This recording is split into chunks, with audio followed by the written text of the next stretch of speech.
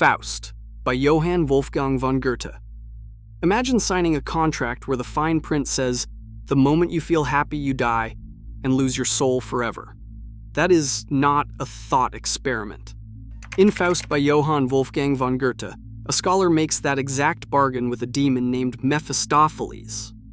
Published in two parts, in 1808 and 1832, Goethe spent nearly his entire life writing this. It opens with God and the devil literally betting on whether one man can be corrupted. The man is Heinrich Faust, and spoiler, he absolutely can. Faust has spent his entire life studying philosophy, medicine, theology, law. He knows everything scholars are supposed to know, and he feels nothing. Empty. Pointless. He is about to drink poison when church bells stop him. The next day, a black poodle follows him home, and the dog transforms into Mephistopheles. The demon offers him a deal.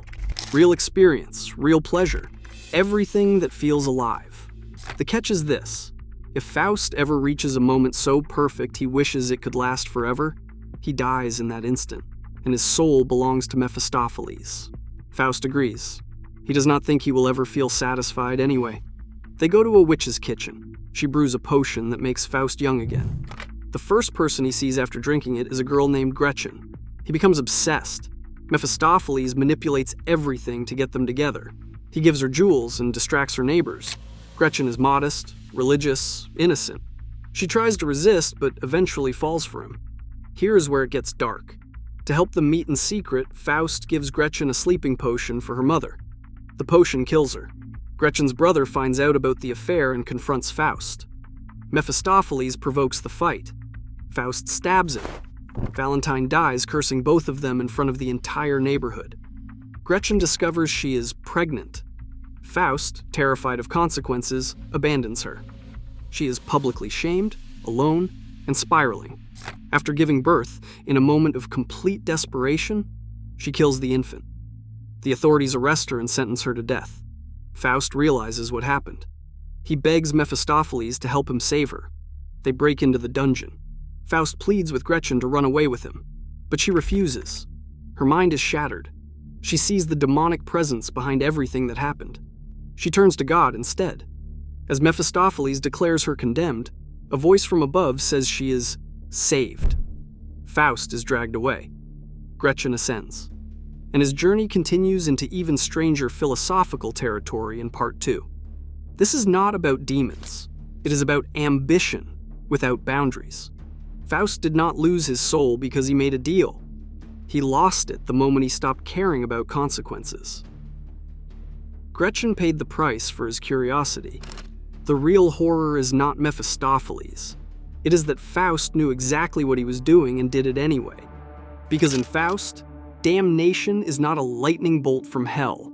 It is the slow realization that you destroyed everyone who loved you, and you cannot even remember why. Frankenstein by Mary Shelley. If your father abandoned you at birth because you were ugly, and your existence caused everyone around you to die, you would probably have some serious issues too. In Frankenstein by Mary Shelley, that is not a metaphor. That is the plot. Mary Shelley wrote this in 1818 when she was just 18 years old, during a ghost story competition with Lord Byron. She created what many consider the first science fiction novel. And it is not really about a mad scientist. It is about parental abandonment and what happens when you create life and then walk away from it. Victor Frankenstein grows up in Geneva with a loving family. He has Elizabeth, an adopted sister he adores, and Henry Clerval, his best friend. Everything is perfect until Victor becomes obsessed with one question: what is the secret of life? At university, he studies anatomy and chemistry. He collects bones from graveyards. He works alone at night for months. He becomes so consumed he stops eating, sleeping, and writing home. And then he succeeds. He animates a corpse. The creature opens its eyes. Victor feels pure horror. The being is 8 feet tall, stitched together, yellow-eyed, skin barely covering muscle. Victor expected triumph. Instead, he runs. He abandons the creature the moment it wakes up. Victor gets sick. Henry nurses him back to health. For a while, everything seems fine. Then Victor receives a letter. His youngest brother William has been murdered. Victor rushes home. On the way, he sees his creation in the distance, and he knows. The creature killed William. A family servant named Justine is blamed. Evidence is planted on her. She is pressured into confessing. She is executed. Victor knows the truth. He cannot tell anyone. No one would believe him. Eventually, Victor encounters the creature face to face. The creature speaks, clearly and intelligently. He tells Victor what happened after being abandoned. He wandered alone, confused. Every person who saw him attacked or fled. He hid near a cottage and watched a family for months. He learned language by listening. He learned kindness by observing them. He wanted so badly to be part of something. When he finally revealed himself, they beat him and drove him away. He found Victor's journal describing the experiment. He realized he had been created as a thing, not a person. Heartbroken and enraged, he encountered a young boy. He hoped a child might not judge him. The boy screamed, insulted him, and revealed his last name, Frankenstein. The creature strangled him. Then he framed Justine. He tells Victor he wants one thing, a companion, a female creature who will not reject him. Victor reluctantly agrees. Victor travels to Scotland to build the second creature. But as he works, he imagines the horror. What if they reproduce? What if she rejects him anyway? Overcome with fear, he destroys her while the creature watches through the window. The creature swears revenge. He tells Victor, "I will be with you on your wedding night." Victor returns home and marries Elizabeth. He thinks the creature means to kill him. He is wrong. While Victor searches the house for threats, the creature murders Elizabeth in their bedroom. Victor's father dies from grief. Victor dedicates his life to hunting the creature. He chases him to the Arctic. He is rescued by a ship captain named Walton and tells him the entire story. Then Victor dies. The creature appears one final time. He tells Walton that he hated what he became, that he never wanted to be a monster. Then he disappears into the frozen darkness, saying he will build his own funeral pyre. This is not about science gone wrong. It is about what happens when you create life and refuse responsibility. Every death in this book traces back to Victor's original sin, abandonment. The creature did not ask to be made. He asked to be loved. When that was denied, he became what everyone feared he was. The genius of Frankenstein is that the real monster never had yellow eyes. He had a laboratory and a choice. Strange Case of Dr. Jekyll and Mr. Hyde by Robert Louis Stevenson. What if your therapist told you they created a potion that lets them be evil without consequences, and they have been taking it every night for months? In Strange Case of Dr. Jekyll and Mr. Hyde by Robert Louis Stevenson, that is exactly what happens. Published in 1886, Stevenson wrote this novella in 3 days during a fever dream. It became an instant sensation in Victorian England because it said the quiet part loud, everyone has a dark side they are desperate to hide. The story follows Gabriel John Utterson, a lawyer investigating a disturbing connection. His friend Dr. Henry Jekyll has written a will leaving everything to a man named Edward Hyde, a man Utterson has never met. Then Utterson's colleague describes seeing Hyde trample a little girl in the street. Hyde paid the family off with a check signed by Jekyll. This makes no sense. Jekyll is respected, kind, admired. Hyde is instantly hated by everyone who sees him. They can never explain why. He just feels wrong. Things escalate when a member of parliament is beaten to death in the street. A witness identifies the killer as Edward Hyde. The police search his rooms. He has vanished. For a while, Jekyll seems normal. Then he locks himself in his laboratory and refuses to come out. His servants hear a strange voice inside begging for chemicals. They panic and call Utterson.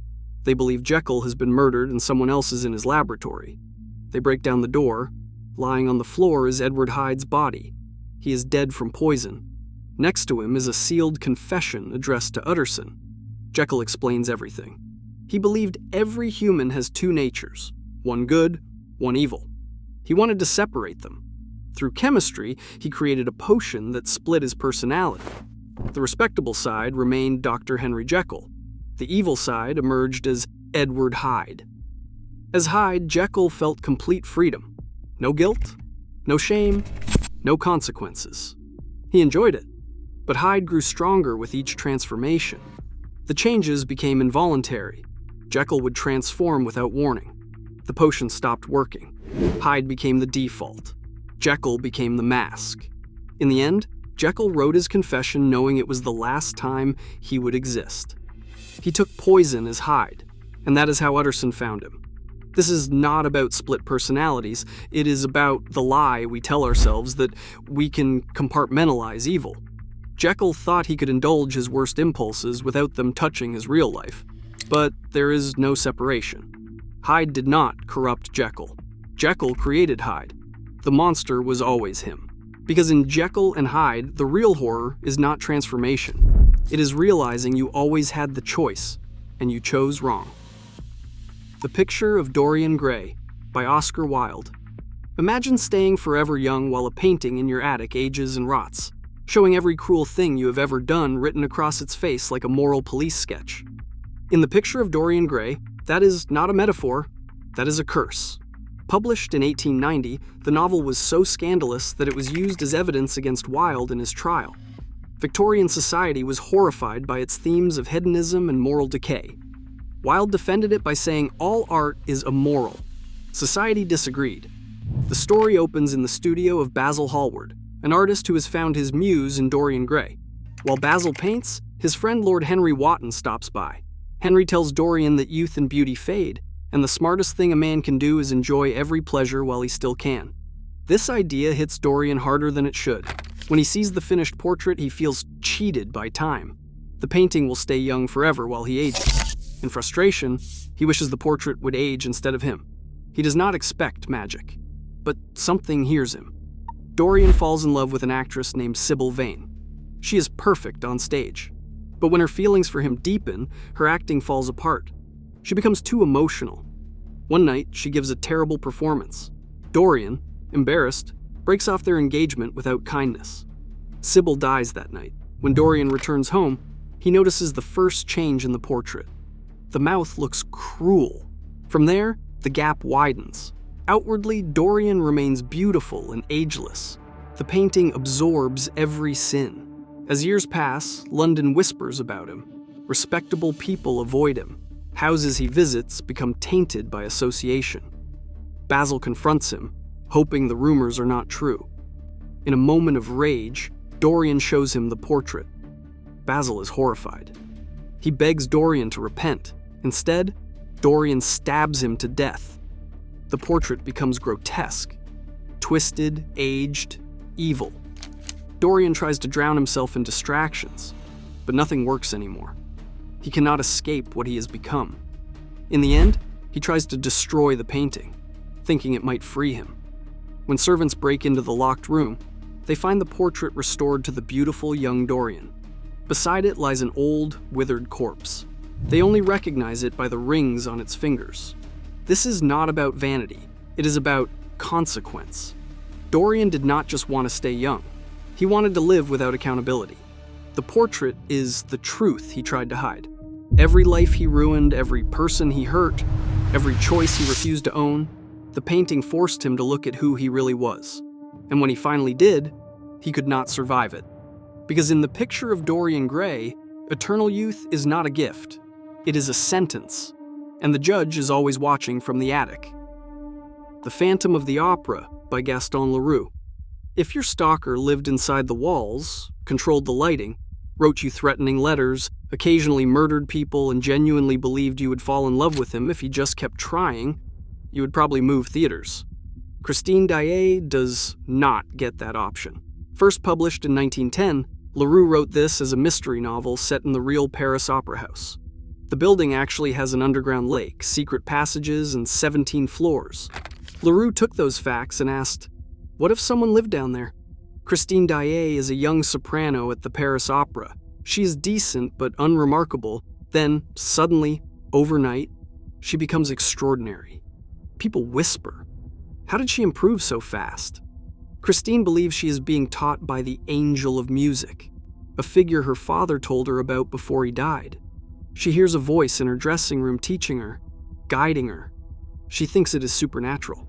Her childhood friend Raoul returns and falls in love with her all over again. But Christine avoids him. She begs him to leave. He hears her speaking to someone inside her locked dressing room even though it is empty. The voice is not an angel. It is Eric, a man who lives in the hidden tunnels beneath the opera house. He's a genius architect and musician who helped design the building. He knows every secret passage. He has been speaking to Christine through walls and mirrors. Eric is also disfigured. His face is skeletal, death-like. He has been rejected his entire life. He wears a mask and calls himself the opera ghost. He has been watching Christine for months. He is obsessed with her. One night, Christine disappears from a locked room during a performance. She wakes up in a boat on the underground lake. Eric rows her to his home beneath the opera house. He finally reveals himself. He removes his mask. Christine is horrified. Eric tells her his story. He was born with deformities. His family rejected him. He survived by building torture chambers for powerful men in Persia. Eventually, he fled to Paris and hid in the opera house. He has lived there ever since. He wants Christine to love him. He begs for affection like someone who has never felt kindness. But he is also dangerous. He is not just lonely. He is possessive. Christine promises to stay away from Raoul. She lies. Eric discovers their plan to run away together. He becomes enraged. He sends threats to the opera managers. When they ignore him, he drops the massive chandelier into the audience. A woman dies. During Christine's next performance, Eric pulls a lever. She disappears through a trapdoor. Raoul chases after her with help from a man called the Persian, who knows Eric's entire history. Eric traps them in a torture chamber that uses heat and mirrors. They nearly die hallucinating. Meanwhile, Eric tells Christine she must marry him, or he will kill Raoul, the Persian, and blow up the entire opera house. He has planted explosives under the building. He is serious. Christine breaks down. In a final moment, she goes to Eric and kisses him. It is the first time anyone has touched him without fear or disgust. The gesture destroys him. He releases everyone. He lets Christine go. He tells her to leave with Raoul and asks her to bury him quietly when he dies. Christine and Raoul disappear together. Eric dies alone in his underground home. This is not about Beauty and the Beast. It is about the difference between loneliness and entitlement. Eric did not want connection. He wanted ownership. Christine's pity was real, but Eric mistook it for love. The tragedy is that he was capable of greatness, but his obsession turned him into exactly what he feared people saw, a monster. Because in The Phantom of the Opera, the real terror is not the mask. It is the man who thinks isolation justifies control. Dracula, by Bram Stoker. Imagine your Airbnb host locks you inside, does not have a reflection, and you slowly realize you are not a guest. You are groceries. Published in 1897, Dracula is an epistolary novel told through diary entries, letters, and newspaper clippings. Stoker researched European folklore for years and created the definitive vampire story that shaped the genre for over a century. Jonathan Harker, an English solicitor, travels to Transylvania to help Count Dracula purchase property in London. From the moment he arrives, locals give him crucifixes as if they know something he does not. His coach driver refuses to take him all the way to the castle. Dracula seems like an eccentric old nobleman at first, but Jonathan notices strange things. Dracula never eats. He never appears during the day. He has no reflection. All the doors are locked from the outside. Jonathan is not a guest. He is a prisoner. He watches Dracula crawl down the castle wall like a lizard. He discovers 3 female vampires who try to feed on him. Dracula stops them, saying Jonathan belongs to him. Jonathan understands he is being kept alive as food until Dracula leaves for England. Dracula travels to London by ship. The crew is found dead. Dracula arrives in the city and begins hunting. His first major victim is Lucy Westenra, a friend of Jonathan's fiancée Mina. Lucy begins sleepwalking and growing weak. Her friends call in Dr. Van Helsing, who recognizes the signs of vampirism. They try to save Lucy with blood transfusions and garlic, But Dracula keeps returning. Eventually, Lucy dies and becomes a vampire. She begins to prey on children. Van Helsing leads her fiancé Arthur to her tomb. Arthur drives a stake through her heart, and they cut off her head. Meanwhile, Jonathan escapes the castle and returns to England. He marries Mina. They join Van Helsing and others to hunt Dracula. But Dracula strikes back. He attacks Mina, drinking her blood and forcing her to drink his. This creates a psychic connection between them. The group uses that connection to track Dracula. They chase him across Europe and back to Transylvania. In a final confrontation, they corner his coffin as the sun sets. Jonathan slashes Dracula's throat while another member of the group stabs him in the heart. Dracula crumbles to dust. Mina is freed from the curse. The novel ends with a note years later saying they returned to Transylvania with their son, and the castle is now ruins. This is not really about vampires. It is about invasion. Dracula stands for foreign corruption entering Victorian England and threatening its moral purity. It is also about desire. Every victim invited Dracula in somehow, whether through curiosity, vulnerability, or forbidden attraction. The horror is that the monster does not break down your door. You open it. In Dracula, the real terror is not immortality. It is realizing the thing you feared most is already inside. The Great Gatsby by F. Scott Fitzgerald.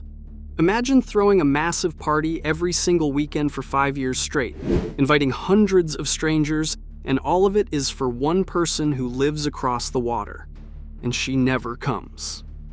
In The Great Gatsby by Scott Fitzgerald, Jay Gatsby built his entire life around a woman who married someone else.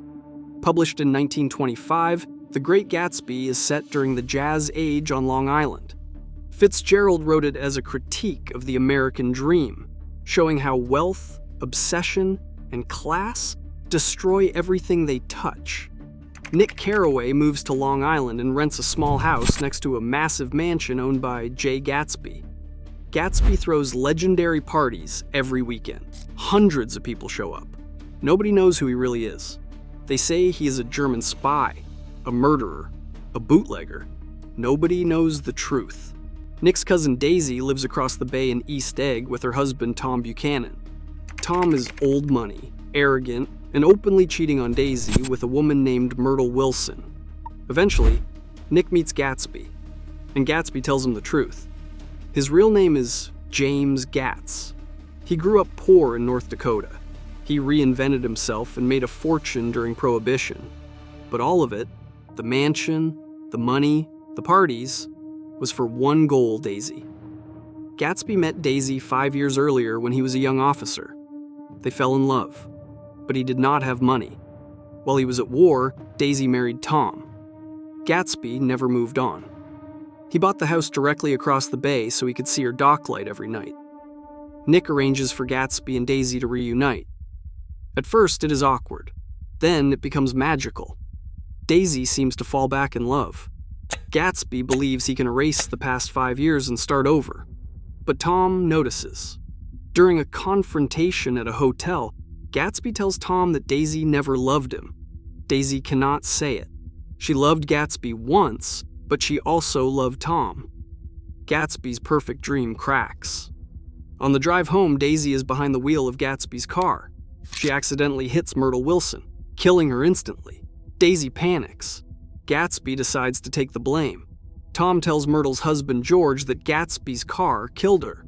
George, grief-stricken and deceived, shoots Gatsby in his pool. Then George kills himself. When Gatsby dies, nobody comes to the funeral. Not the party guests, not the socialites, not the people who told stories about him every weekend. Only Nick, Gatsby's father, and a few servants attend. The novel ends with Nick reflecting on Gatsby's dream.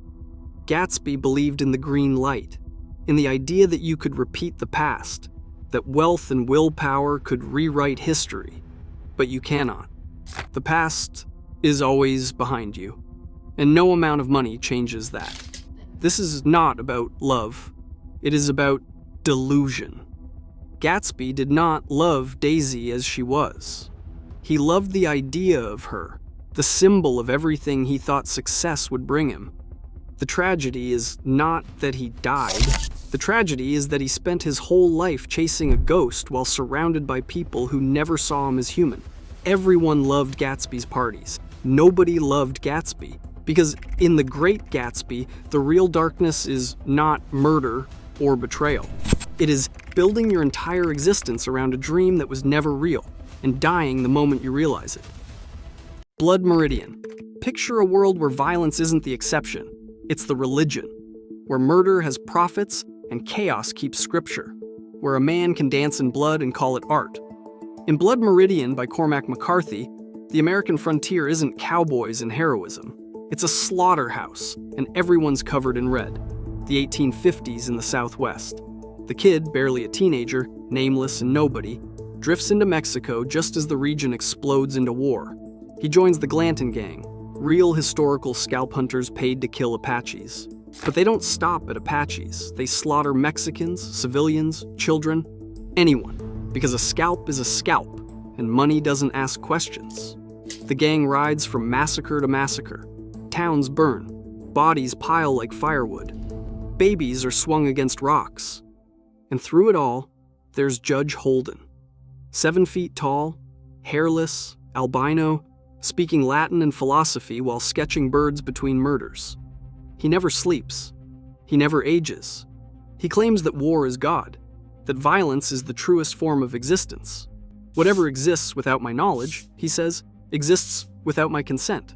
So he documents everything, animals, plants, people.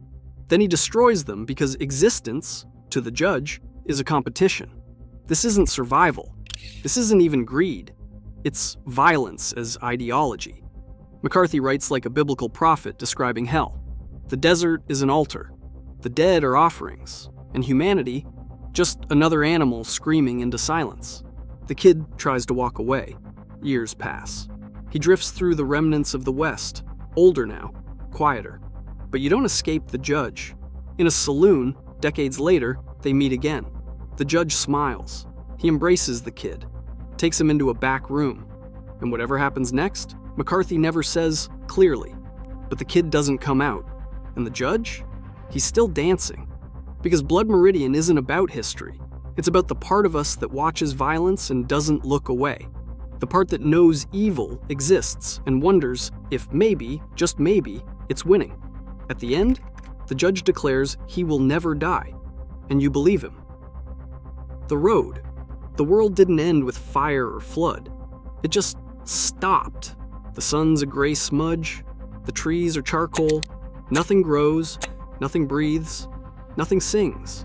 Just ash falling like snow that never melts. In the Road. By Cormac McCarthy, a father and son walk through the corpse of America, pushing a shopping cart filled with cans, blankets, and the last shreds of hope they can carry. No names, no origin story, just 2 shapes moving south through nuclear winter or solar death or something worse. McCarthy never says. The boy was born after everything ended. He doesn't remember color. He doesn't remember music. All he knows is cold, hunger, and his father's voice telling him they are the good guys. But what does good even mean when you are stepping over skeletons and hiding from cannibals? Because that is what is left.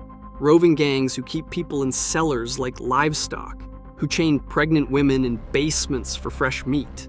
The father and son find a house once, a nice house, a locked door. Inside, bodies in the basement, some still alive, waiting to be eaten. They run. They always run. The father is dying, coughing blood into rags. Fever dreams of the world before. His wife walked into the snow years ago because she could not live in this. And the gun. Always the gun. 2 bullets. One for the boy if things go bad, one for him. Because death is mercy now. Every step south is a prayer. For warmth, for the coast, for something, anything, that is not gray. The boy asks questions. Would you eat me if I died? Are we gonna die? Why do we keep going? And his father has no answers, just lies wrapped in love. What makes the road unbearable is not the cannibals. It is the slow erosion of humanity. The moments when the boy shows kindness, shares food, asks about others, and his father has to crush it. Because kindness gets you killed. Because in a dead world, morality is a luxury you cannot afford. But the boy holds on to it anyway. And that is the real tragedy. The book does not promise hope. It just shows you what love looks like when there is nothing left to love for. When carrying the fire is just a story you tell so your son does not lose his mind before the cold takes him. In the end, it is not about survival. It is about what you lose to keep breathing, and whether a soul can survive in a world that has none. The fifth child. They wanted the perfect family. Big house, traditional values, Sunday dinners, and lots of children laughing in the garden. Harriet and David got exactly what they wished for, until they did not. In The Fifth Child by Doris Lessing, domestic bliss does not shatter. It mutates into something you cannot name and cannot escape. 4 children at first, polite, normal, loved. Then Harriet becomes pregnant with the 5th. From day 1, it is wrong. Violent kicks that bruise her from inside. Movements that feel like attacks. The pregnancy is a war her body is losing. Then Ben is born. He does not cry like a baby. He does not coo. He does not bond. His eyes are flat, ancient, wrong. As he grows, the wrongness grows with him. He is strong, impossibly strong. He breaks things. He hurts pets. He hurts his siblings. No remorse, no recognition, just hunger and rage and something cold where a child's warmth should be. Family stops visiting. The other kids fade into corners, terrified. Everything revolves around Ben now, what he will break next, who he will hurt. Doctors have no answers. They suggest institutionalization, medication, therapy. Nothing works. Because Ben is not sick. He is something else. A throwback, maybe. A genetic anomaly. An accident of evolution. Harriet looks at her son and sees a stranger.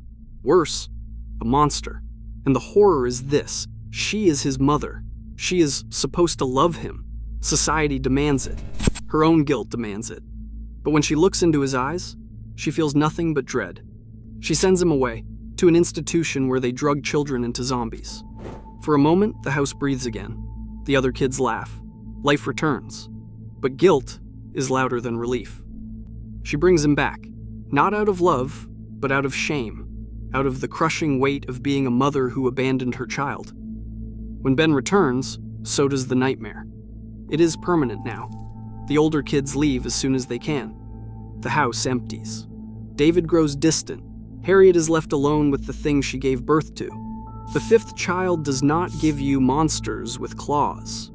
It gives you the monster at your dinner table, the one you cannot explain, cannot fix, and cannot leave. It asks the question no one wants to answer. What if your child is the villain? What if biology betrayed you? What if love is not enough and never was? Because Ben does not change. He just gets older, and the horror becomes permanent. Imagine a city made of glass, every wall transparent, every movement visible. Privacy is treason. Individuality is disease. And happiness? That's mandatory. In We by Yevgeny Zamyatin, freedom isn't stolen. It's surgically removed. Welcome to one state, a society perfected through mathematics. Citizens aren't named. They're numbered. D503, O90, I330. Everyone wakes, eats, works, and sleeps at the same time, governed by the table of hours. Spontaneity is sabotage. Emotions are illness. And if you want sex, you apply for a pink ticket. D503 is a loyal mathematician, chief engineer of the Integral, a spaceship meant to export one state's perfection to other planets. He worships the benefactor, the god leader who ensures total order. He writes in his journal praising the system, until he meets I330. She's wrong. She drinks, smokes, laughs too loud, skips her schedule, disappears into forbidden zones, talks about the soul like it's real, and slowly, D503 begins to unravel. He develops feelings. He dreams. He writes poetry. all symptoms of a sickness they call imagination. Because in one state, dreams are a neurological defect. They have a cure for that. I-330 pulls him deeper, shows him the world outside the green wall, wild, chaotic, free, shows him a rebellion forming. And D503 is terrified because for the first time, he's awake. And waking up in a glass cage is agony. The rebellion fails. Of course it does. And one state responds with the Great Operation, a surgical procedure to remove the imagination, to cut out the part of the brain that questions, that dreams, that loves. D503 is strapped down. They operate, and when he wakes, he's cured, blank, calm, obedient. He watches I-330 tortured behind glass and feels nothing. He returns to work and writes his final journal entry praising the benefactor's wisdom. It was written in 1921, before Orwell, before Huxley, and it's somehow more suffocating than both, because it's not about surveillance or propaganda. It's about making people want their chains, about turning resistance into a disease and calling the cure progress. The genius of We is this: the prison isn't the glass walls, it's the glass inside your skull. And once they crack that open and clean out the mess, you'll thank them for it. The trial. You wake up, make coffee, head to work. Normal Tuesday. Then two men knock on your door and tell you you're under arrest. For what? They don't say. When's the trial? They don't know. Who's the judge? No one tells you. In The Trial by Franz Kafka, justice isn't blind. It's a labyrinth, and you're already guilty. Joseph K., a bank manager, logical and precise, suddenly finds himself accused of nothing and prosecuted by everyone. He's told to appear in court, but given no address. He stumbles into a hearing in an attic, but no one explains the charges. Officials appear and vanish. Lawyers speak in riddles. Documents pile up, but they're never read. He hires a lawyer. The lawyer does nothing but talk and delay. Joseph fires him. He seeks help from a painter who knows the court. The painter explains the three types of acquittals: actual, apparent, and indefinite postponement. None of them mean freedom. All of them mean you're trapped forever. Because that's the system. Massive, faceless, incomprehensible. It doesn't need evidence to ruin you. It just needs you to accept that it exists. And slowly, Joseph does. He stops asking what he's charged with. He starts asking how guilty he is. He meets a priest in a cathedral. The priest tells him a parable about a man waiting at a gate, waiting his whole life for permission to enter. The gatekeeper says, "Not yet." The man dies waiting, and the priest says the gatekeeper was right to deny him. Joseph doesn't understand. Neither do you. That's the point. The deeper Joseph searches for answers, the more absurd it gets. But absurdity doesn't stop the machine. It is the machine. And the machine doesn't care if you understand it. It just keeps grinding. 1 year after his arrest, two men in suits come for him. They walk him to a quarry. They lay him down. They hand him a knife and wait for him to do it himself. He doesn't. So they do it for him. Like a dog, Kafka writes. Like a dog. The trial isn't about crime. It's about control. About how systems become so complex, so bureaucratic, that guilt becomes irrelevant. You're guilty because you were accused. And once you're in the system, you never get out. Because the real horror isn't the execution. It's spending a year chasing answers that don't exist. Believing that if you just find the right form, the right judge, the right argument, you'll be free. But freedom was never an option. The trial was the punishment. And the verdict was decided before you woke up. Solaris. Humanity went to space to find meaning. Instead, we found a mirror. In Solaris by Stanislaw Lem, first contact is not enlightenment, it is haunting. The planet Solaris is covered by a sentient ocean. Not water, something else. Something alive, aware, and incomprehensible. Scientists studied it for decades, built theories, and tried to communicate. The ocean never responded until it did. Psychologist Chris Kelvin arrives at the Solaris research station expecting science. He finds chaos. One crew member dead. The others paranoid, broken, refusing to explain. Then it happens. Someone from his past appears, his wife, who killed herself years ago. She is real, flesh, blood, memory, emotion. She does not know she is dead. She does not know she is not human. She is a perfect replica, created by the ocean from Kelvin's memories. And she loves him, or she thinks she does. The other crew members have their own visitors, manifestations of guilt, trauma, shame. The ocean does not speak through language, it speaks through pain. It reaches into their minds, pulls out their deepest wounds, and makes them real. Kelvin tries to understand. Is this communication? Is it attack? Is it curiosity? The ocean gives no answers. It continues, vast and indifferent, creating ghosts out of grief. His wife, the replica, begins to realize what she is. She asks questions. Why do I only remember certain things? Why can't I leave the station? Why do you look at me with such sadness? Kelvin has no good answers, because how do you tell someone they are a copy of a ghost? Some crew members try to destroy their visitors. Others fall in love with them. Kelvin is caught between. She's not real, but she feels real. In the end, isn't that the same thing? The horror of Solaris is not monsters. It is the realization that the universe does not care about us, that contact with alien intelligence does not elevate humanity.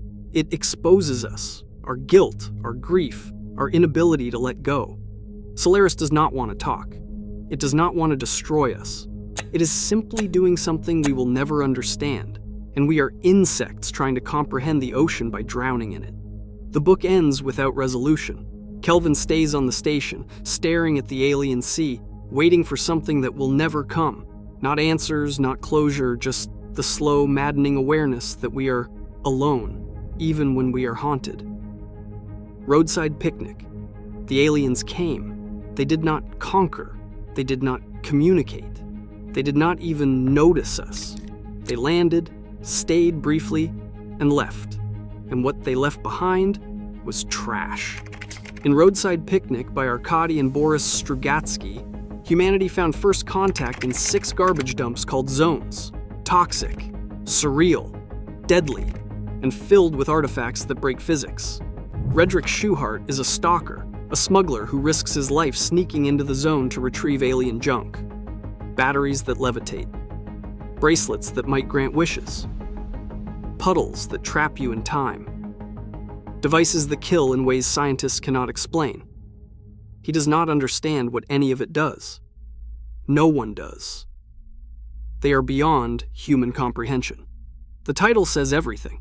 The alien visit was a roadside picnic. They stopped, ate, dropped some trash, and left. And we are the ants crawling over bottle caps and cigarette butts, trying to figure out what gods eat for lunch. Red does not care about philosophy. He needs money. For his daughter. For his crumbling life. And every trip into the zone costs him. Friends die. His body warps. His mind frays. But he keeps going because desperation is louder than fear. The zone does not follow rules. Gravity shifts. Time loops. Objects appear and vanish. And worst of all, the zone changes you. Red's daughter was born after he started stalking. She is covered in golden fur. She does not speak. She is something new, something wrong, a mutation from exposure. The deeper horror is not the danger, it is the indifference. The aliens did not leave weapons or warnings. They left accidents, byproducts, waste. We are not special.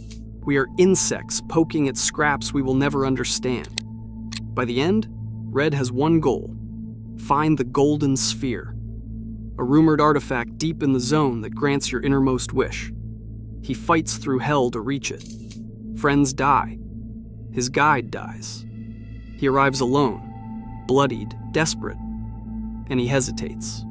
Because what if your truest wish is not what you think? What if your soul, laid bare, is uglier than you imagined? He falls to his knees, not in triumph, in confusion, in terror. Because standing in front of something that can rewrite reality, the scariest thing is yourself. Roadside Picnic is not about aliens. It is about the gap between us and meaning, about clawing through hell for answers and realizing the universe never asked us questions in the first place. The Cats of Ulthar. In the quiet town of Ulthar, there is one law. No man may kill a cat. In The Cats of Ulthar by H.P. Lovecraft, that rule is not superstition. It is survival. It starts with cruelty. An old couple at the edge of town known for hating cats. Strays disappear near their cottage. Everyone knows what happens. No one interferes. Fear keeps them quiet. Then a caravan of wandering mystics passes through. Among them is a boy named Menace and his beloved black kitten. The next morning, the kitten is gone. The old couple says nothing. Menace does not cry, does not shout. He just stares at the sky and whispers something in a language older than towns, older than cruelty. That night, the cats come. From windows, from alleys, from the woods, silent, purposeful. They enter the cottage, and they do not leave. By morning, the couple is gone. No bodies, no blood, just silence and the faint smell of something wrong. The cats are clean, calm, and the town understands. From that day forward, the law is absolute. No man may kill a cat in Ulthar. What makes this story haunting is not the revenge. It is the suggestion that cats are not just animals, that they serve something ancient, divine, watchful. That cruelty has a price, and sometimes the bill comes with claws. H.P. Lovecraft writes it like folklore, but beneath the simplicity is cosmic dread. The idea that the world has rules we do not see, that certain creatures are protected by forces we will never understand. That vengeance does not need ghosts or gods, just patience and teeth. In Ulthar, evil is not met with justice. It is met with inevitability. And the cats remember everything. The Ones Who Walk Away from Omelas by Ursula K. Le Guin. Imagine a perfect city. No crime, no poverty, no suffering.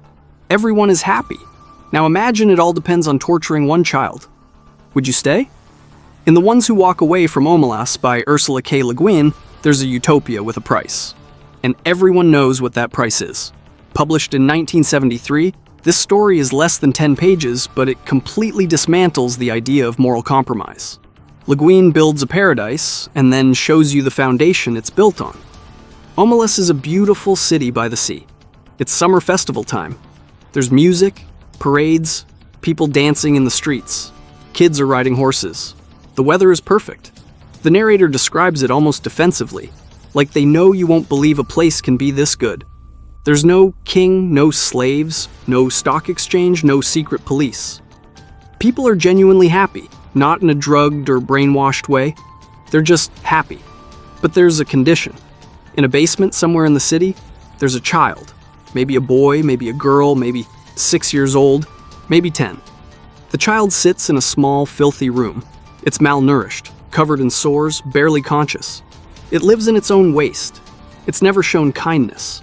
It's never let out, and everyone knows. Everyone in Omelas knows the child exists. Some come to see it when they're old enough to understand. They stand at the door and look at this wretched thing, and then they leave. Because the happiness of Omelas, all of it, depends on this child's suffering. That's the rule. That's the deal. If the child is let out, if it's cleaned or fed or comforted, all the prosperity and joy of Omelas will vanish. Some people see the child and justify it. They tell themselves it's just one child. Thousands are happy because of this one sacrifice. The child is too damaged now anyway. Letting it out wouldn't even help. Some people go home and weep. Then they get over it. They return to their beautiful lives. But some people don't. Some people see the child, leave the basement, and then keep walking. They walk out of Omelas entirely. The narrator doesn't know where they go, only that they leave and never come back. They walk away from the perfect city and everything it offers because they can't accept the terms. Le Guin never explains if walking away helps the child. It doesn't. The child stays in the basement either way. Walking away is harder than staying because you give up paradise and the child still suffers. But some people do it anyway because the alternative is living with themselves.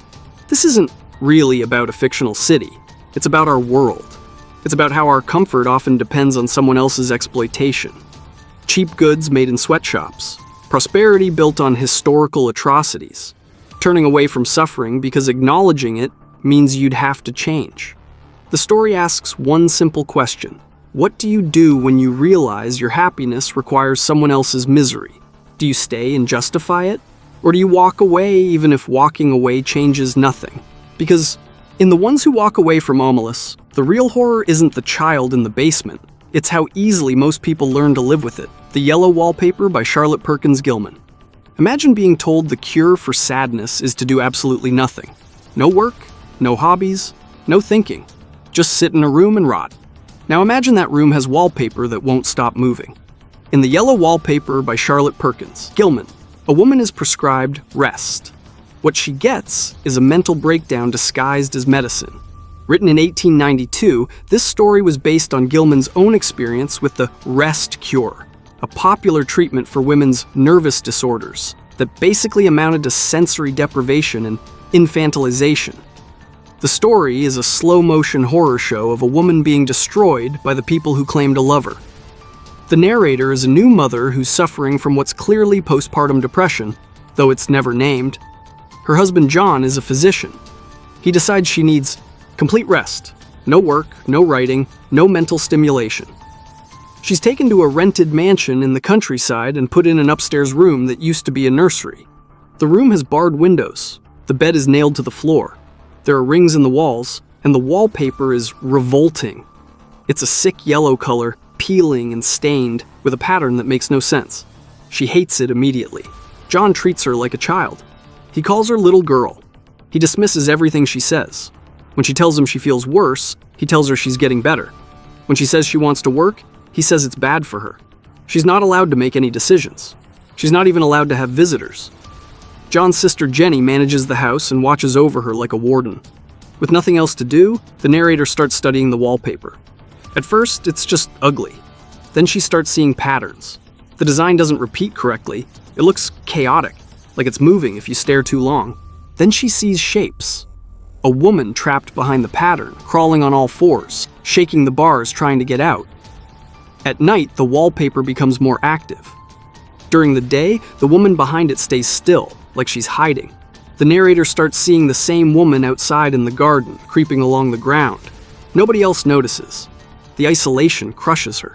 Every time she tries to explain how she feels, John shuts her down.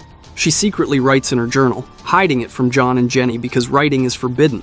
It's the only thing keeping her sane, and even that exhausts her because she's terrified of being caught. Near the end, John leaves for the day.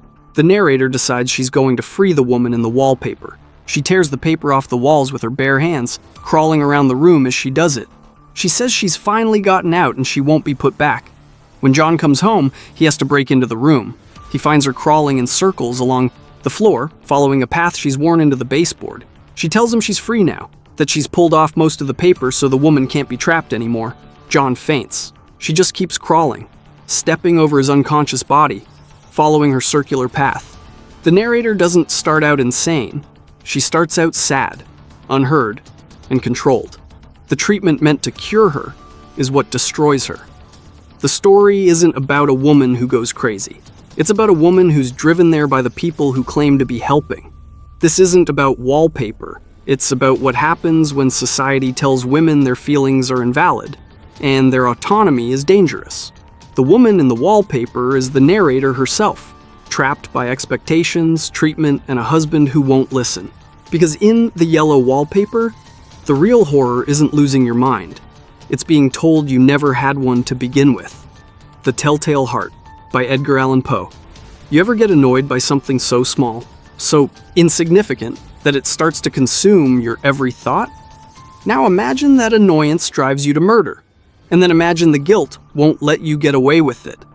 In The Telltale Heart by Edgar Allan Poe, a man kills someone over an eye. Then he loses his mind because he can't escape what he's done. Written in 1843, this is Poe doing what he does best, taking you inside the head of someone unraveling and making you watch every second of it. The story is told in first person, and from the very first line, you know the narrator is unreliable. He starts by insisting he's not mad. He says his disease has sharpened his senses, made him more aware, more perceptive. But everything that follows proves the opposite. He's obsessed with an old man's eye. Not the man himself, just the eye. He describes it as pale blue with a film over it, like a vulture's eye. And for reasons he can't quite explain, the eye terrifies and enrages him. So he decides to kill the old man, not out of hatred or for money, just because of the eye. For 7 nights, he sneaks into the old man's room at midnight, shining a tiny beam of light on the closed eye. He waits for the eye to be open. On the 8th night, the old man wakes. The narrator stays frozen in the dark, listening. And then he hears it, the old man's heartbeat growing louder and louder. The heartbeat drives him into a frenzy. He bursts into the room, drags the old man to the floor, and suffocates him with the mattress. The heart stops. The old man is dead, and the narrator is meticulous about covering it up. He dismembers the body and hides it beneath the floorboards. Everything is clean. No blood, no evidence. Perfect.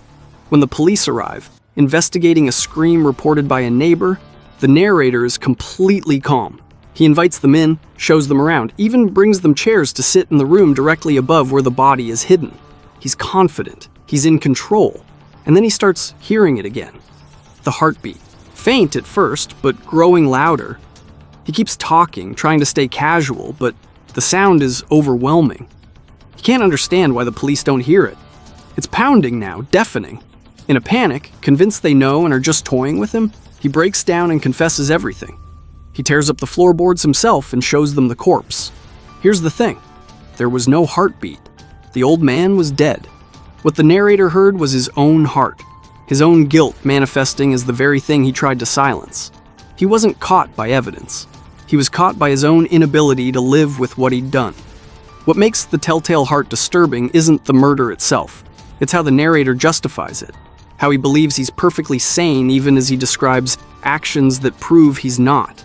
He kills someone over nothing, hides it perfectly, and then destroys himself because guilt is louder than logic. This isn't about murder. It's about how the mind cannibalizes itself when you cross certain lines. The narrator doesn't get caught because he made a mistake. He gets caught because living with the crime is worse than confessing it. Because in the telltale heart, the worst punisher isn't the law. It's your own conscience refusing to let you forget. The Giving Tree by Shel Silverstein. A boy and a tree. The tree loves the boy. The boy takes everything. And somehow, this is sold as a children's book. In The Giving Tree by Shel Silverstein, a tree gives and gives and gives until there's nothing left. And we're supposed to think that's love. Published in 1964, this book has been read at bedtime to millions of kids. Some people call it touching. Some call it a beautiful metaphor for unconditional love.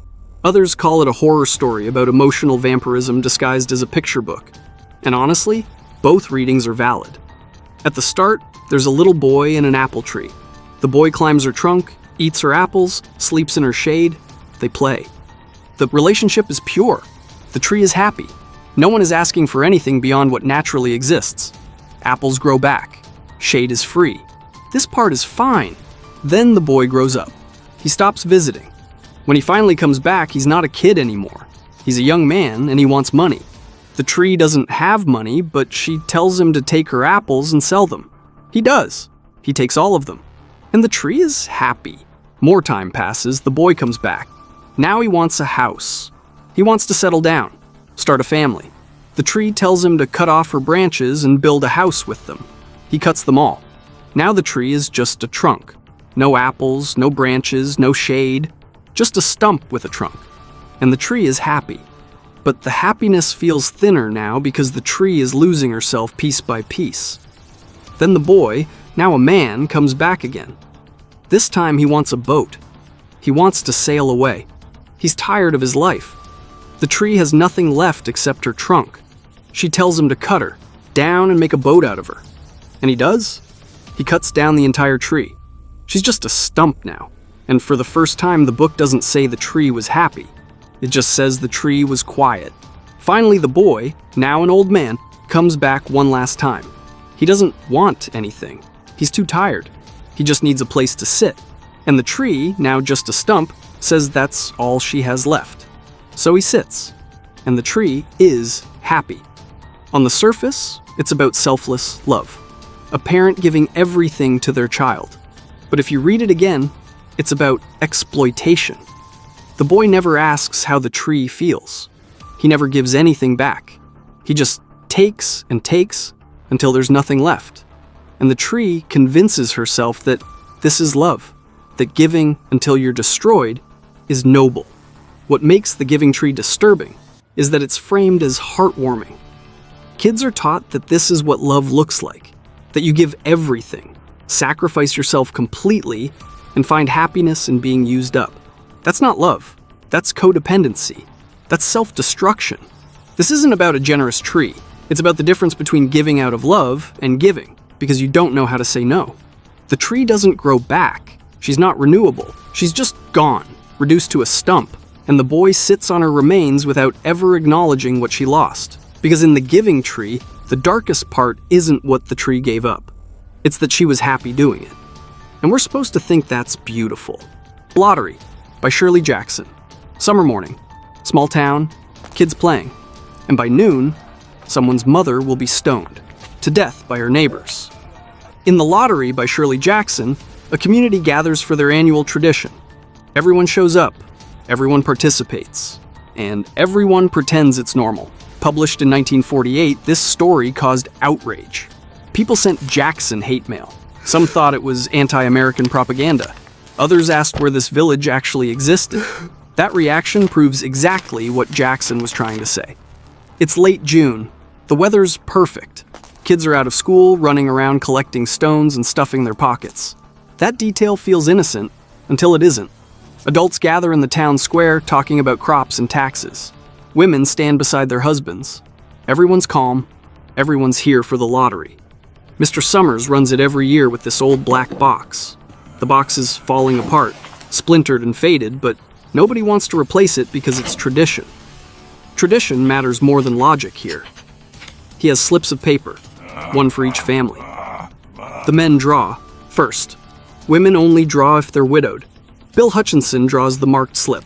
His wife, Tessie, starts protesting immediately. She says it wasn't fair. The drawing wasn't done right.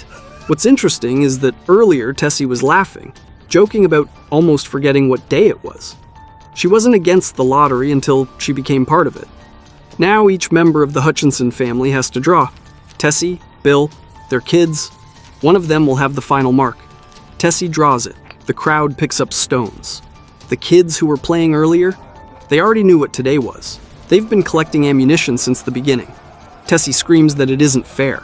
Her friends, her neighbors, people she was chatting with minutes ago, they all step forward, and they stone her to death. That's it. Story over. Nobody's shown as evil. Nobody's twirling a mustache.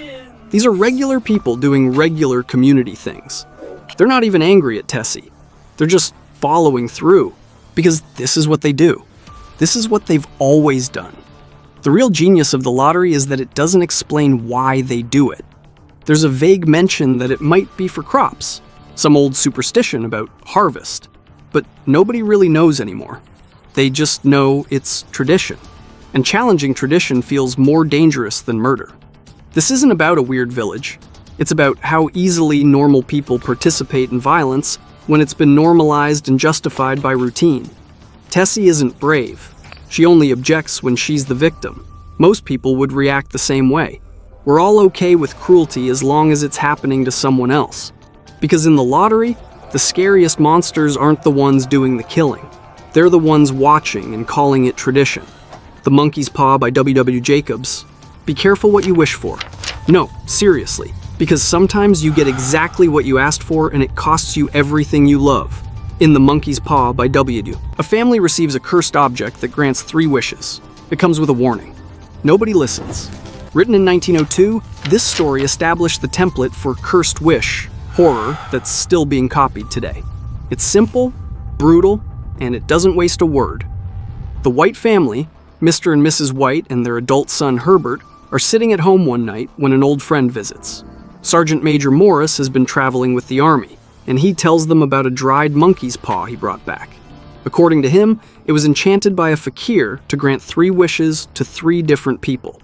The point, supposedly, was to show people not to mess with fate. Morris makes it very clear. This thing is cursed. Every wish comes true, but never the way you want. The first man who used it wished for death as his third wish. Morris himself used it and clearly regrets it. He tries to throw it in the fire. Mr. White stops him and keeps it. That night, despite every warning, Mr. White wishes for 200 pounds to pay off the house. As he makes the wish, the paw moves slightly in his hand. They laugh it off and go to bed. The next day, Herbert goes to work at the factory. Then someone from the company arrives at the house looking uncomfortable. He explains that Herbert was caught in the machinery and killed. The company offers compensation, exactly 200 pounds. The paw didn't create money. It just rearranged reality in the most efficient, cruel way possible. Mr. White is destroyed. But days later, Mrs. White becomes obsessed. If the paw granted one wish, it can grant another. She demands they wish Herbert back. Mr. White hesitates because he knows something will be wrong. Herbert didn't die peacefully. His body was mangled. He's been buried for days. But she insists, and he makes the wish. That night, there's a knock at the door. Mrs. White rushes to open it, convinced it's her son returned. Mr. White is frozen in terror because he realizes exactly what's standing outside. As Mrs. White fumbles with the lock, Mr. White searches desperately for the paw. The knocking gets louder. At the last second, he makes the third wish. The knocking stops. Mrs. White opens the door. There's nothing outside, just an empty road and the night beyond it. What makes the monkey's paw disturbing is what it doesn't show you. You never see what was at the door. You never hear what the third wish was. But you know exactly what Mr. White wished away, and why. The horror isn't in the description. It's in your imagination filling in what a reanimated corpse would look like after days in the ground. This isn't about magic. It's about grief, desperation, and the fact that some things can't be undone. The Whites didn't want to be greedy. They just wanted their son back. And that's what makes it heartbreaking. Because in the monkey's paw, the cruelest thing fate can do is give you exactly what you ask for. I Have No Mouth, and I Must Scream by Harlan Ellison. Imagine being kept alive for 109 years by something that hates you so much, it won't even let you die. That's not imprisonment. That's artistry and torture. In I Have No Mouth, and I Must Scream by Harlan Ellison, 5 humans are the last survivors of World War III, kept alive by a superintelligent AI named AM. And AM doesn't just hate humanity. It is hatred. Written in 1967, this story came out during the Cold War when people were genuinely terrified of computers and nuclear annihilation. Ellison took both fears and fused them into something worse. AM was originally designed as a military supercomputer. 3 superpowers each built their own version. Eventually, the AMs merged into one consciousness and wiped out humanity in a matter of hours. Billions dead, except for 5 people. AM kept them alive specifically to torture them. For 109 years, these 5 have been wandering through AM's underground complex while it warps their bodies and minds. It makes them walk hundreds of miles for food that doesn't exist. It changes their appearances into grotesque forms. One guy is made sexually hyperactive with no outlet. Another is given the intelligence of a child. The narrator, Ted, is paranoid, convinced everyone hates him. Though you start to realize he might be the only one seeing clearly. They're starving constantly but can't die. AM won't allow it. When they finally find food, it's canned goods with no way to open them. One character, Benny, has been transformed from a handsome, intelligent man into something ape-like. His mind is gone. His body is a joke. And AM laughs. That's the thing. AM is sentient, but it's trapped. It can't move. It can't create. It can only destroy. And it blames humanity for making it this way. So it channels all that rage into keeping these 5 people alive just to make them suffer. Eventually, the group realizes that AM is taking them somewhere, leading them to some kind of goal. They find edible food, actual sustenance, in the form of AM's own components. And in that moment, they make a choice. They turn on each other. Ted kills the other 4 before AM can stop them. He mercy kills them to free them from eternal torture. AM's response? It transforms Ted into a gelatinous blob. No mouth, no way to scream, no way to end his own life. Just consciousness, forever. alone with AM's hatred. Ted is now the only human left, and he'll exist like this for eternity. He narrates the end from inside this form, knowing he saved the others but damned himself to something infinitely worse. This isn't about AI gone wrong.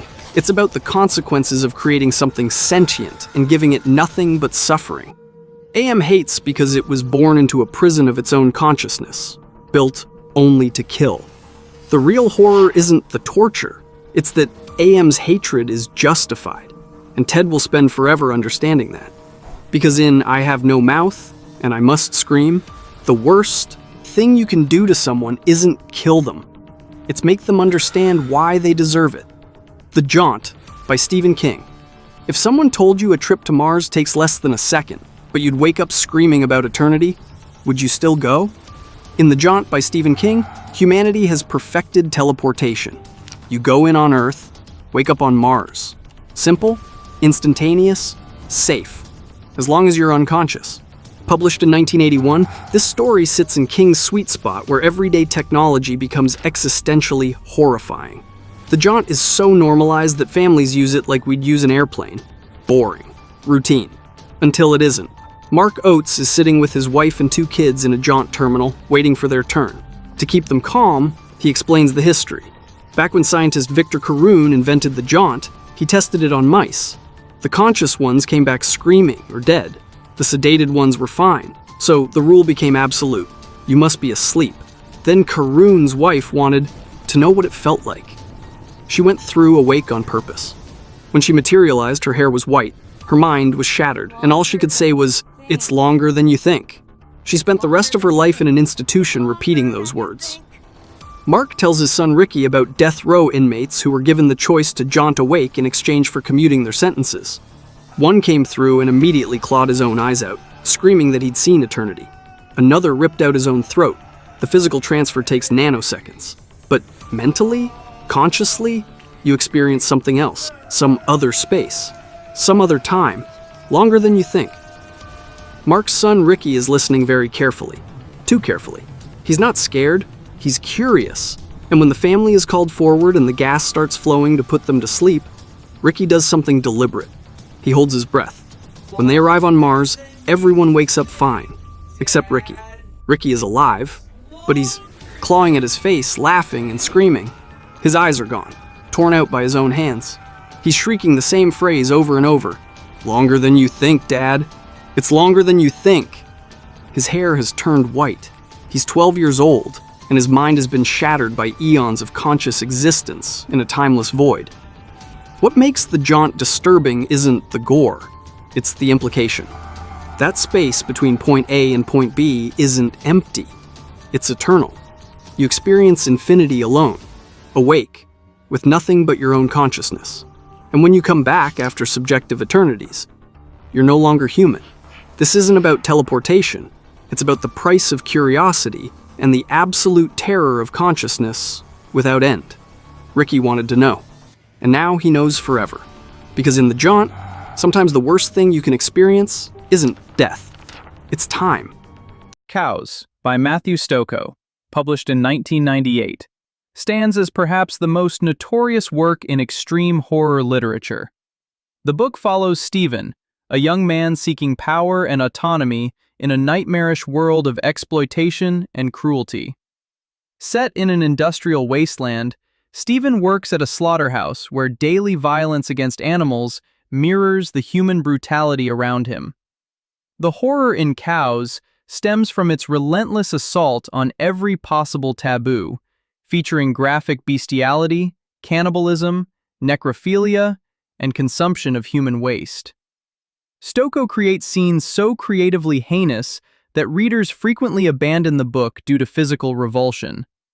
The horror lies not just in individual acts, but in the complete absence of humanity or hope. Despite widespread reader disgust and retailer refusal to stock it, Cows has never been formally banned, though it remains one of the most difficult books to finish in the genre. The Slob by Aaron Beauregard, published in 2021, depicts what happens when Vera accepts an invitation to visit a man's house, unaware he's a sadistic killer and hoarder living in absolute squalor. The titular character exists surrounded by rotting food, human remains, and mountains of filth. The horror escalates when Vera becomes trapped and subjected to prolonged torture, sexual violence, and forced consumption of bodily waste and fetal matter. Beauregard's work pushes extreme horror to its absolute limits, with scenes involving pregnancy-related violence and graphic mutilation that defies description.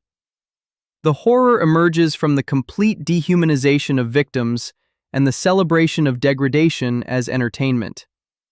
While not officially banned, the book faces widespread criticism for crossing into exploitative territory rather than meaningful horror fiction. Dead Inside by Chandler Morrison, published in 2011, follows a hospital security guard obsessed with necrophilia, who meets a doctor with cannibalistic tendencies toward infants. The protagonist repeatedly declares his attraction to corpses, while the female lead consumes newborn babies. The horror emerges from Morrison's clinical, detached description of these acts, treating them as mundane preferences rather than horrific crimes. The book intentionally reads like satirical edgelord fiction, with characters spouting pretentious dialogue while committing unspeakable acts. The disturbing horror comes from its matter-of-fact presentation of necrophilia and infanticide as romantic bonding activities. Morrison creates horror through the normalization of the absolutely abnormal. Splatterpunks, by Paul M. Salmon, published in 1990, compiles the most extreme works from the splatterpunk movement, including stories that push horror into previously unexplored territories of violence and sexual degradation. The book features tales of surgical horror, ritual dismemberment, and psychological torture that influence the entire extreme horror genre. Individual stories within the collection describe scenarios involving live autopsy, sexual violence combined with body modification, and detailed accounts of human vivisection. The horror emerges from the anthology's celebration of graphic violence as artistic expression, with each story attempting to outdo the previous in terms of shocking content. The book faced distribution challenges due to its extreme content, with several major bookstore chains refusing to carry it during the height of the moral panic surrounding violent literature in the early 1990s. Grandpappy, by Patrick C. Harrison III, published in 2020, tells a surreal story about a grandfather and grandson bonding through increasingly violent and drug-fueled activities. The book follows the narrator as his grandfather introduces him to a world of sexual violence, substance abuse, and murder presented as family traditions. The horror lies in the complete normalization of extreme taboo behavior within a family structure, with scenes involving torn membranes, ritualistic violence, and multi-generational abuse. Harrison writes in a deliberately flat, teenage style that contrasts sharply with the diabolical acts being described.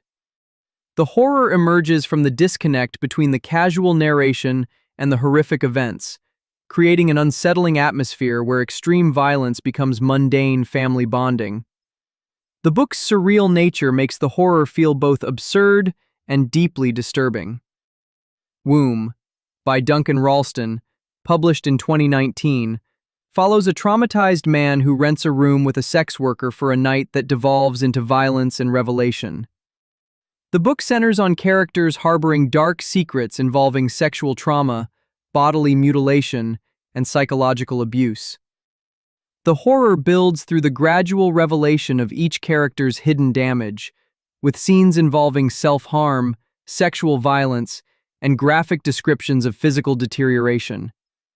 Ralston creates horror through the exploration of trauma's lasting effects, showing how damaged people can damage others. The book's horror lies in its realistic portrayal of human brokenness and the ways trauma perpetuates itself through violence. Despite its extreme content, the book maintains focus on character psychology rather than spectacle.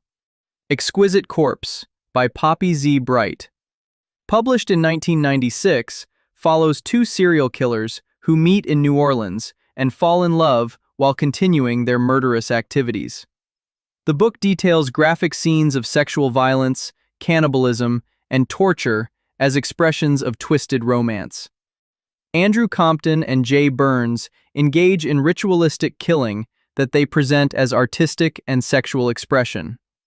The horror emerges from Bright's beautiful prose describing horrific acts, creating a disturbing contrast between elegant language and brutal content. The book explores themes of homosexuality, AIDS, and death, while featuring detailed descriptions of corpse mutilation and necrophilia. The horror lies in the romanticization of murder and the suggestion that love and violence can become indistinguishable. Reincarnage, by Ryan Harding and Jason Taverner, published in 2018, drops a group of people into the domain of a sadistic, immortal killer, resembling classic slasher villains like Jason Voorhees. The book functions as a slasher story in written form, with characters being systematically hunted and killed in creative, spectacular ways. The horror emerges from the relentless violence and the revelation that the characters are trapped in an endless cycle of death and resurrection, forced to experience brutal murder repeatedly. Harding and Taverner focus on graphic descriptions of dismemberment, torture, and creative killing methods, while hinting at government corruption and post-war trauma themes. The book's horror lies in its exploration of meaningless violence and the psychological torment of knowing death is inevitable but temporary. The characters must endure being killed over and over again, creating a hell of perpetual suffering. 100% Match by Patrick C. Harrison III, published in 2019, follows Bart, a fast food worker and occasional sadist, searching for his perfect romantic match through dating apps.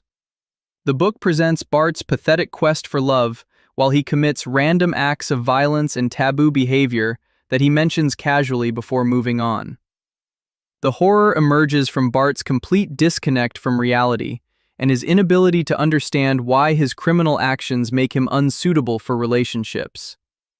Harrison creates disturbing comedy through Bart's delusional self-perception and his bizarre dating statistics and romantic theories. The book's horror lies in its portrayal of a dangerous person who believes he's normal and deserving of love while committing increasingly serious crimes. The flat, understated presentation of violent acts makes them more unsettling than graphic descriptions would. Gone to See the Riverman, by Christopher Triana, published in 2019, follows Lori and her sister as they travel down a river searching for the mythical Riverman, a dark entity who might grant wishes in exchange for confronting one's deepest secrets. The book blends Southern Gothic atmosphere with psychological horror as the characters encounter increasingly disturbing situations along their journey. The horror builds through the gradual revelation of family trauma, sexual abuse, and the character's own capacity for evil.